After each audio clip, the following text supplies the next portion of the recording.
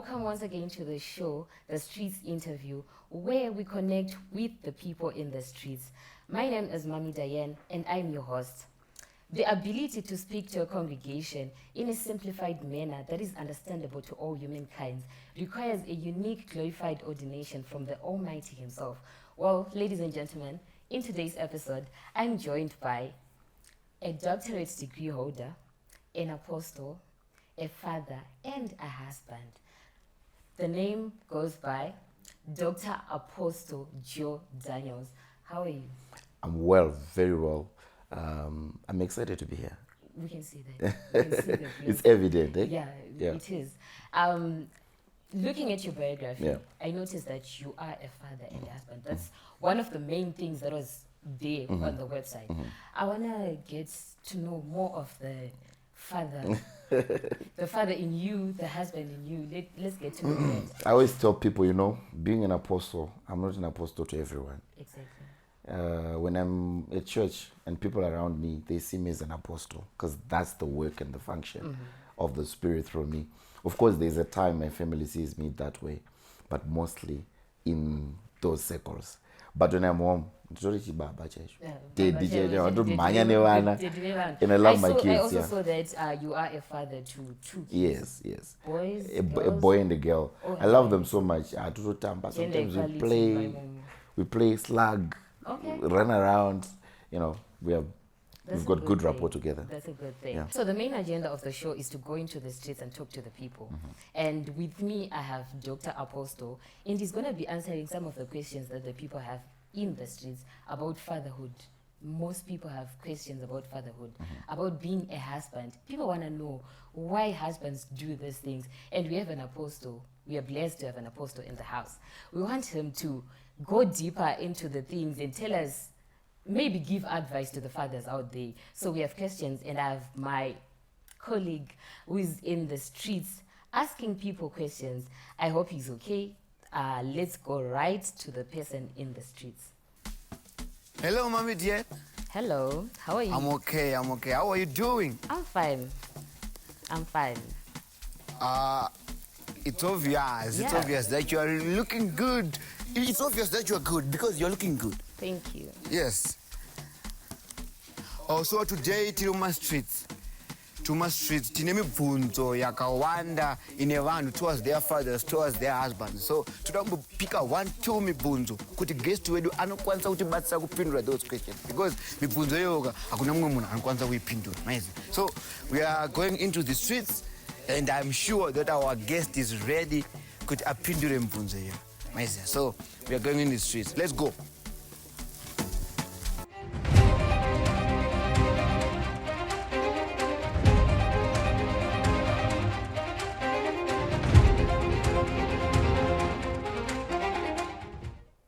So, Mkoma, mune mubvunzo one here wamuda kumbobvunza baba wenyu. One question here yamuda kungobvunza mutara wenyu. Ndinawo Mkoma, ndeyekuti mubvunzo ndoti sevasingatipo moto tindinadzo kuchikoro. Mudaona ndine moto kuchikoro? Toda mboenda nemoto kuchikoro timbopisawo so. Sure. Timbosiyana nawo kazvozvoyo wakazvarwa kudhara. Sakazvarwa manje. Muda unopisa nemoto. Timboenda nopisawo katimbosiyana nawo maize. Mkoma. Maunzwa mubvunzo ndieni. Ngawapindure guest wedu. Andisei ana baba vasiri kupa vana wavo moto kuti vaende nadzo kumba. So maita basa Mkoma. Mama Simbi. That was the question. And the same musiri kutipa mota. Tinombooneko muma-streets. So you see, chinangwa chari kudira mota is the problem. Yeah. And don't know pisa excuse me. And don't know pisa kuchikoro. Kuchikoro ka? Atendesi vana kuchikoro kunopisa. Okay, yeah, that's a very good nemota. Tendesa vana kuchikoro kuti vanopisa nechikoro. So at the end of the day you find kuti kana uchipuwa mota kuna vabereki vanopa vana mota it's for the convenience of what the child is going there for. So if you notice the question, it's actually chinjaru kumbira, it's actually distraction. Chances are komana wetu kampa mota hapana chinobuda bozi chinangwa chisi chekuti banda usvika kuchikoro time iripo ndikunonoka saka I need to be at school earlier so that I don't miss out on whatever the teacher is delivering. Itoriskire kunohuka mabhebhi kuchikoro. The father is saying yes, so that could be another reason kuti parents isusu sina baba atipi vana motikari because techo not distract. I would rather take you to school. Kana kuti level ye life yatinorarama does not allow such kind of a delivery system. So nongoti dzimwe dzenguva gutsikana nezviripo woshanda une simba utozoitira mwana wako izvozvo. Yeah, that's true. You had it. Yes. Baba vataura vakamirira ana baba vese hanzi gutsikana nezviripo, and also he knows the agenda yauri kudira mota. So tasvika vana mama makadizve tiripo makadiwe mama tine chirongwa chatinacho toda kuti tine mibvunzo yatiri kukombaina yekuti kana muinayo kuvarume kana kuti kuna nababa vedu isusu wamunawo hunhu hwavanoita unong'oresa unobhohwa bvisa munhu pamberi pamwari. yes hunhu hwavanoita. Tine munhu watinaye mustudio wekuti ari kuzopindura mubvunzo wekuti why ana baba vachiita those things. So mune mubvunzo? Mibvunzo yakatowandisa. Pamwe pacho ana baba vanotibvisa pamberi pamwari. Sure. Pamwe pacho unongotori munyasha mushe but zvimwe zvacho zvaunozoitirwa ka ava vari kuvhura mahombe. Vari kuvhura tiri unyepa. Saka munogona kukubvunza mubvunzo iyi. Munhu anouya kubva kubasa ari nepei yese osvika oburukira kumashops, aburukira ikoko acharatidza unyanzvi hwekuti ndire mari kudi kumba paterisorina kana pekutangira tanzwa sana amai zvinezvi unongochimiramira kuti vana vanzwa ukada kuti chembere dzagumana tikada kuti mbora kudi pese apo unongochita zvizai zvokufizura pamwe sitorina mafuta otarisira kuti musi wakati akatambira totenga chakati ndopaanouya operera kubhawa asvikira kubhawa ikoko nyama unozona dzakaita kuwaridzwa pamabreastings kwete zvekutamba. Asi manje isusuka tinosarira nenyaya yekuti tiri kuno kumusika but ukazonzi waziva kuti munhu ane nyama kumashops kwakawaridza pabreasting munoendeko. Aiwa ndinoenda ndikanoichorera ise chero handisina pekuisira kana pazambia chaipapo noisa ndikaitsiga ndikaitakura ndikaya ndikabikira vana ndisa mufiriji vana ita mazuva. So ana babaka ndo pane mubvunzo wangu pekuti murume mukuru anenge achimbofungei ipapo pekuti anouya odya pei yese. Pechi2 paanononyenga kwachinotsvaga mamwe vakadzi anenge achifungei. Ini ndiri kwakumba saka ini ndangove kumba inini ukakwane vekubhawa aiwa ipapo pavarume ngavasatibvisa pamberi pamwari. Mama maita basi. That's the question from Mama. That was Mama uriyazotaura vaine ukasha. Yes. Yakazara. She wants to know. But panyaya yavataura kuti murume mukuru ndakutangira pastatement rokuti murume mukuru chinodifenda kuti murume mukuru chii because zvaari kutoita pakapa zviri kuitwa nababa vaka hazvirakidzi kuti murume mukuru. Makore haazi anodifina kukura kwemunhu. That's why muchiona kuti mukaenda pamagrosa munoti kamudhara kakakura kamudhara vari kwedza kakakura. So kukura its maturity.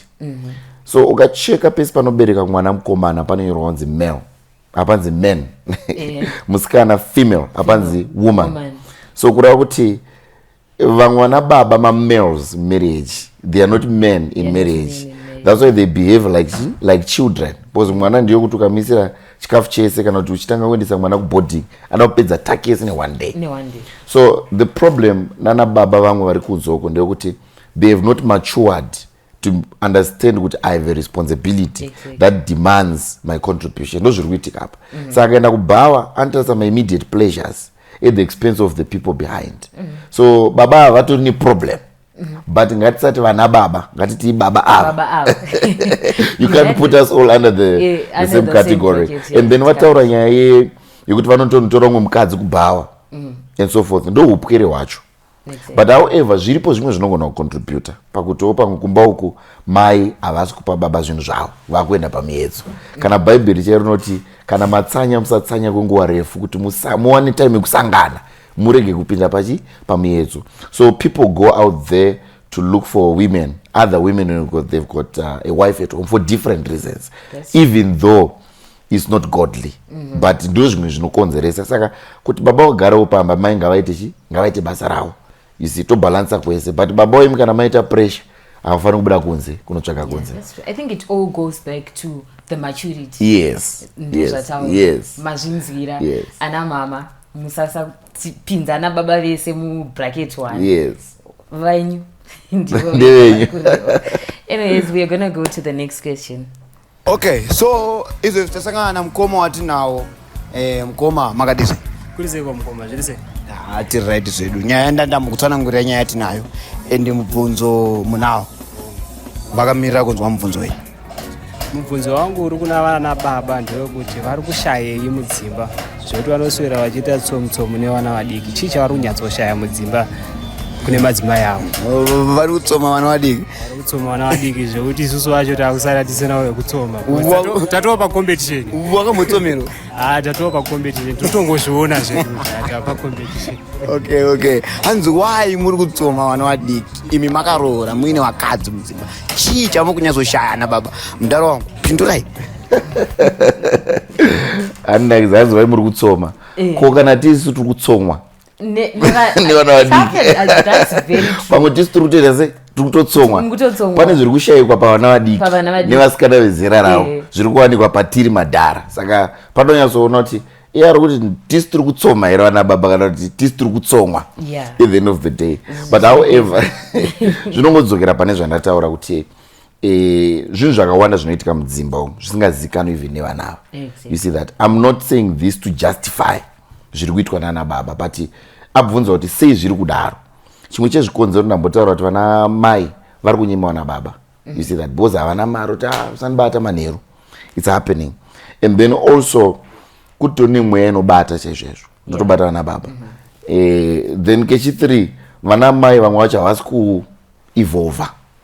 You see, handiri kuona you're looking all good, all nice. Yes, because uchiri kukanda huku. Are you married by the way? No. Okay. Saka uchiri kukanda huku. So you really take time to invest in yourself to look good. But kuta namai yokuti kana aroorwa zvachinja haachagezi haacha looking good because vanasikana vadiki ava vanongonyora macorrections ezviri kushayikwa kupi kumba. So I usually encourage kuti ukaona murume wako achinyanya kupfimba una chikoro iwe semukadzika ngwara enda unoteka uniform yako mutown manhero upfekera dedichi uniform. So ndozvimwe zviri kuitika but hatisi kujustify kuti hunhu hwakaita se hwakanaka. Ndiri kupindura ndakanangana nemubvunzo kuti sei zviri kudaro. Zviri kudaro nekuda kwezvinhu zvakasiyana siyana. Okay. Let's go on to the next question. Ndina sisi vari navo panapa vane mubvunzo kuna nababa wavo. Mubvunzo wenyu ndekuti chii sisi? Why are men abusive kuvana vavo nevakadzi vavo? Okay, they are abusive. Okay, thank you. Thank you, Sisi. You heard the question, say? Yeah, sometimes it's background issues. Abuse is background issues or psychological issues.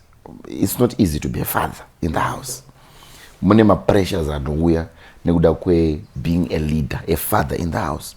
So some of these fathers, they don't know how to handle these responsibilities. So panoita succumb to pressure anoreacta zvisiri. You see that? So angufana kuti wewe ukaita heartbreak kana kuti vakomana kuita heartbreak, if you notice vakuda pa YouTube achimwa mapirisi achizviuraya because haasi kuziva kuti o manager sei pressure yekurambwa nemusikana zvirotorambwa nevasikana venyika yese. So vari kusvika pakuzviuraya. So it's immaturity of lacking iri kukonzeresa kuti aleke the ability to handle pressure. So panoda kuti paonekwe and also maybe akakura achiita se achiabuswa because kuva a parent you're not born a parent. Kumitisa kuitisa mwana mukadzi, that's not what defines a parent. It's what's in the mind. It's a mindset and a character. Unoona kutoita vana but uri musikana. You see, ndosaka uchizoona kuti sometimes if you are 16, 17, 18 years old ukaita mwana yanotorwa achichengetwa navabereki vako iwonzi enda kuchikoro, vari kuziva kuti hamuna capacity naability yekuva a mother or in that case a father. So utori upwere futi and sometimes these are background issues. We go on to the next question. Mbuzo rakati wadina kunana baba vanhu vekuti personally zvandikupesa nini wayana mudhara vedu izvozvi kana kuti mudhara wangu akunyanyondifosa ezin iye mudhara paakachikukura anga ni madreams ake kuti nedhakachidokta loya chichivatinoaa saka inovakachitazi ini ndiramadhara mabhazi mativakutatse vanofosa kuti arore mabhuks ndarei moita mitsidii ouitirina nditorana shumu dzekuti nini moyo wangu uri mustrict arimona saka ndochalinja tikupeseri baba so mukuti mandara vaiva akakurosa kuti muiti zvinhu zvakatadza kuita iyo okay maita basa koma ipo mauzwa mubvunzo mukoma anzi why mukuvhosa vana tinongoma let the kids follow the kune zviri kurambidzwa here aiwa but you know it's amazing kuva mubereki means a leader. You see what these children don't see at times. I want to attack this from a two point of view perspective. Vane zvimwe zvinhu zvavanoona zvavasingaoni. Unoona, I've got a little kid who's now 6 years old. At some point, kana kuti iwewe, at some point, une time yawarambidzwa kubata banga uchirichemera. Kuti tocheka madomasi mama semi, but mai wako aikurambidza. Iwo tochema mama mundirambidza and stuff. But at the end of the day you find kuti the mother havana kunyima banga because havakudi. Vakunyima banga because zera rako. Your age and what you're asking for don't match. So what you are calling an instrument in the kitchen can become a weapon against your life because I was duty no shanda say. So sometimes you find kuti vana baba no avana they can tell so avana kuti mwana akatanga uchemo ndauda urora aine 16 years old. Uvoti havasi kundisiya ndite my aspirations and my dreams angu. It's not going to be possible. However, it's the duty of a parent to also discover mwana. Because vana vachiuya havazi iwewe sembereki, havazi baba. Mwana wangu mukomana hazi inini. So handingamumanikidzi kuita zvangu inini. Ndofanira kudiscover zvakaiswa naMwari maari. But kuti ndizvidiscover we should have a solid relationship. So ukateerera zvataura nemukomana ati baba vangu vanodriva mabhazi. Which means baba is rarely at home. You see that? Hapana ukama wakanaka pakati pa baba nechi nemukomana uyu. So kuti vanyatsomunzwisisa anengangori macommand pafoni. Waenda kuchikoro unoti kushanda chinetseka kunoenda kuchikoro kuti baba ndauda kuita zvemusic ndozvinzwa enda kuchikoro. So they would prefer to push you until you reach a level where they feel comfortable that you are ready for the world. Chenda kunoimba of your own volition but certificate chirakochi unaro. So those need zvichiitika. But however I also encourage vana baba kunzwa kuti spend time nevana and discover them and support their dreams and their visions if kana zvichirakidza kuti they've got the right ambitions and zvinogona kuvasvitsakuri. You remember kamusikana kanonzi Emmanuela kaya katosimuka because she's a big name. Exactly. You look at that. Africa. Yes, and there are some who don't born up cartoons who are now millionaires at young age because the parents were elastic. So sometimes it's not balancing. Yeah, that's true. Mvunzo wangu uri kuna baba vechikuru vechidika zvakutoita ungati zvinhu zvagara zviripo kuti varume iwe zvinezvi vashoma vanotonyatsa kuriritira mhuri yavo.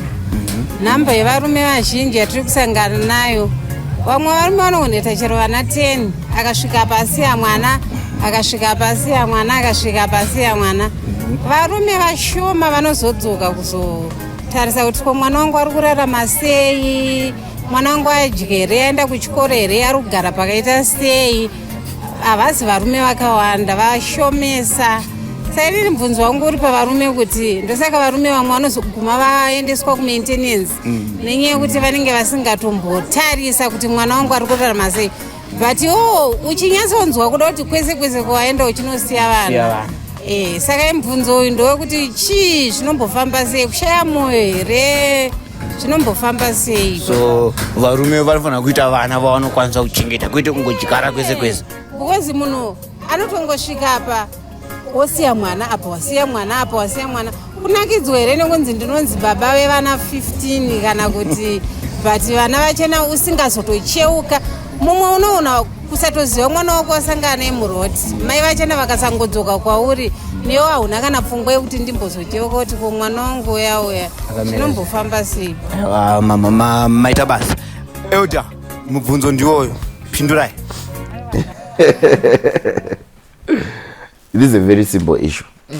And vari kupiwa mhosva pamwe pacho hatori na mhosva vana baba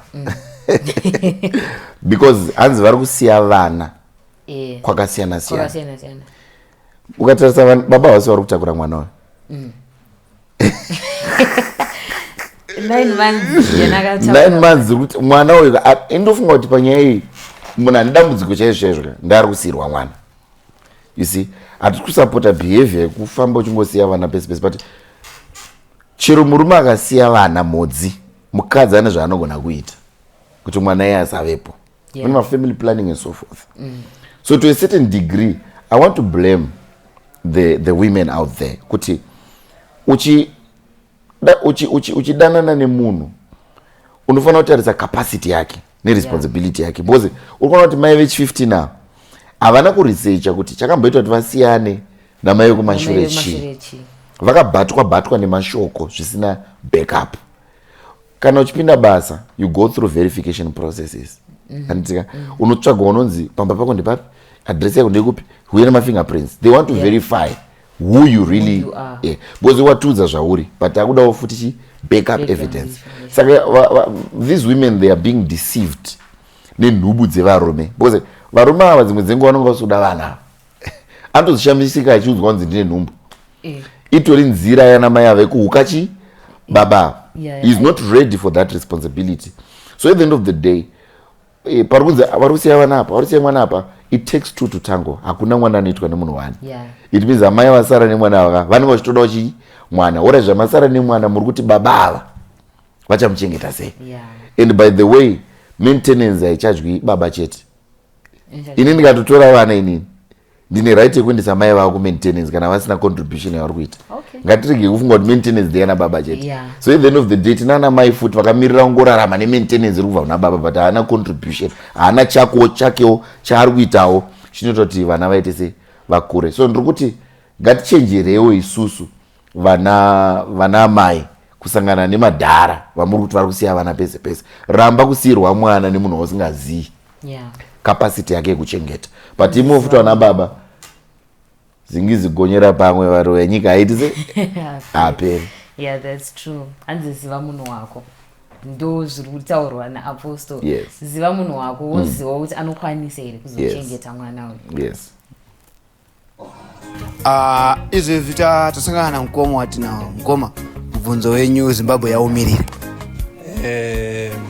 Ine mubvunzo wandinawo ndekuti neana baba vasingakoshese mabirthday edu nevachingamatore sechinhu chakakosha, because inini vangu ini havatozive kuti riri kurini. Havazozwa kuti birthday rako riri kurini. Saka ndo mubvunzo wangu kune vanhu kuti neana baba vasingakoshese birthday rangu. Hanzi sei musiri kukoshesa mabirthdays? Why? Because baba vemufesi wedu havasitoziva.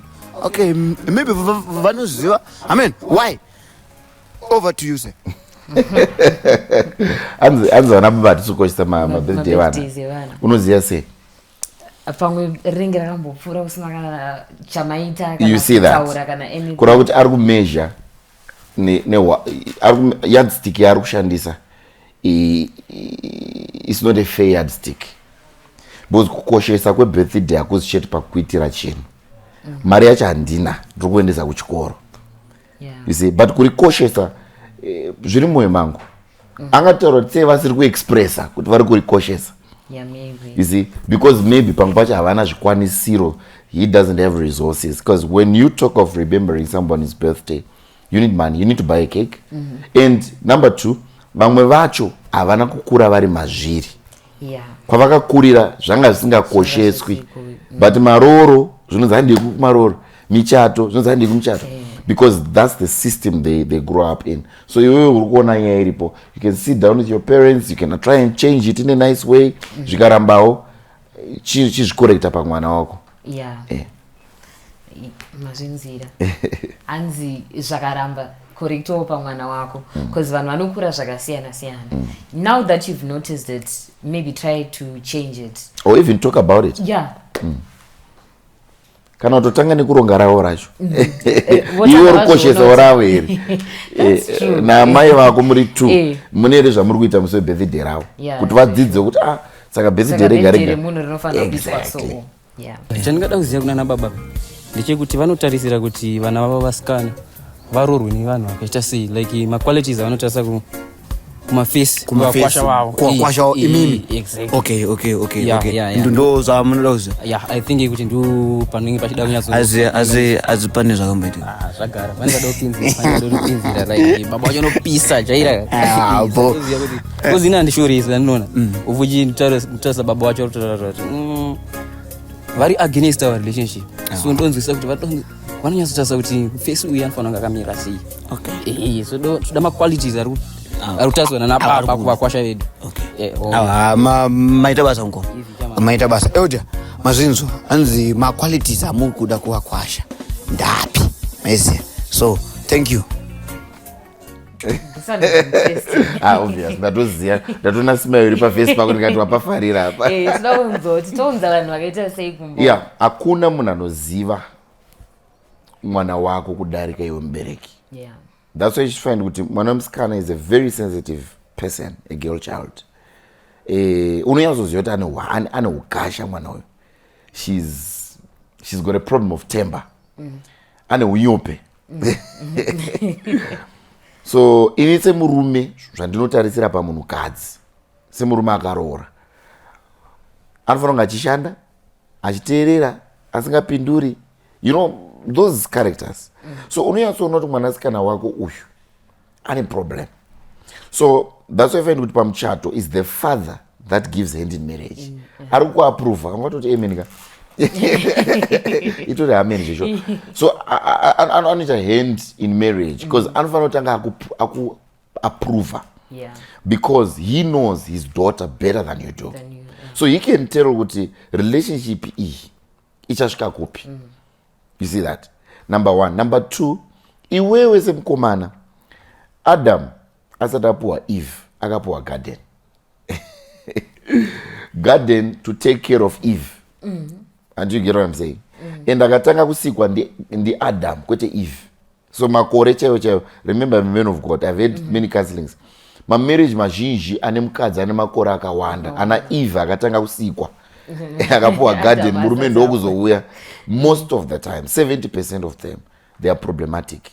30% zvinogona kuita seuthrough but 70%. So baba unotarisa kuti garden ndosamubvunza kuti anita nezve haana basa ne baba haana basa nema-emotions aminawo kuti I love him but he's so sweet, he's so kind. Anoziva kuti chocolate yauri kuchemerai pizza yapuwa nhasi haimisi musha. So pane mapillars nemaprinciples andiri kutsvaga anoita nezvei. Kana asina zvaari kuita ari pakuite pfungwa pattern of thinking because kuna vakomana vasina chavari kuita but unonyatsodhoma pfungwa dzake kuti mukomana uyu kwayo at some point this man shall be great because of the pattern of thinking. So character balanced with all those kind of things they matter nemakore chaiwo nekunobviwa nemukomana uyu like background and stuff. Mazvinzira zvakakosha kuti Adam atange ane garden. That's true and I think mazvinzira vanasikana. So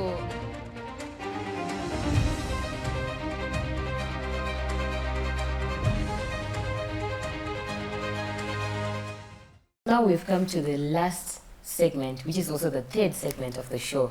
I think we want to know overall kuti Dr. Apostle varikutaura kuti chii nesu like the people in the streets tinonyatsonzwa kuti pane one word here or 2 or 3 zvavangada kungotisira tinazvo some words vanongoda kungotisirawo you know. I'm very happy. Thank you so much Kundai by the way. Zvarakidza something street reveal something about my families atinawo in this season. People have got questions but they have no one to answer. Thank God for this platform. However, those questions if you check they are directed to their beloved ones. Mibvunzo yauri kufamba nayo but havasi kukwanisa kuita kuibvunza. So I want to encourage vana baba kuti create an environment that is peaceful, that allows your family to be free to ask imwe mibvunzo. Yeah. Because imwe yacho isina kubvunzwa pa program yedu yatinayo nhasi. Vanhu vangori nayo mumwoyo. Zvinhu zvinotowanetsa, zvinhu zvinovashungurudza kuti but sei birthday rangu ndisingacelebrate. And munhu angonotanga topinda madrugs. I'm not important. My parents don't value me. You see that? I feel good when I take these things.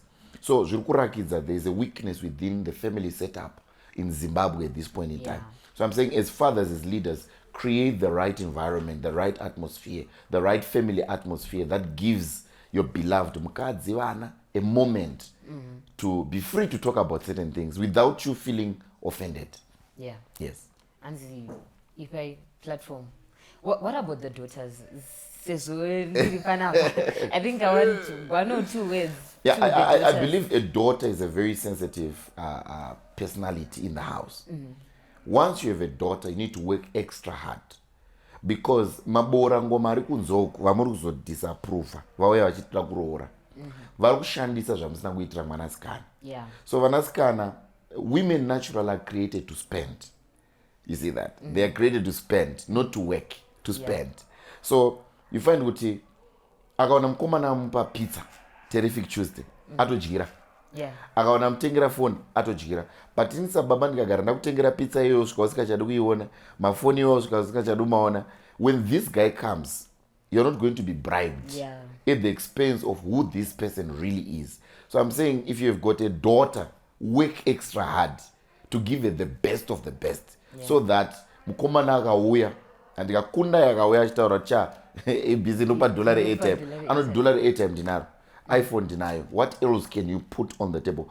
I want to see you as a person. I want to know you as a person. You see, rather than kuti wake up call you marriage. So this person knows haradimude. But akapinda nekuda kwa Esau. Akatengesa udangwe nekuda kwechikafu. Like I said a simplified, unique manner understandable to all humankind. Mazvinzwira. This was simplified.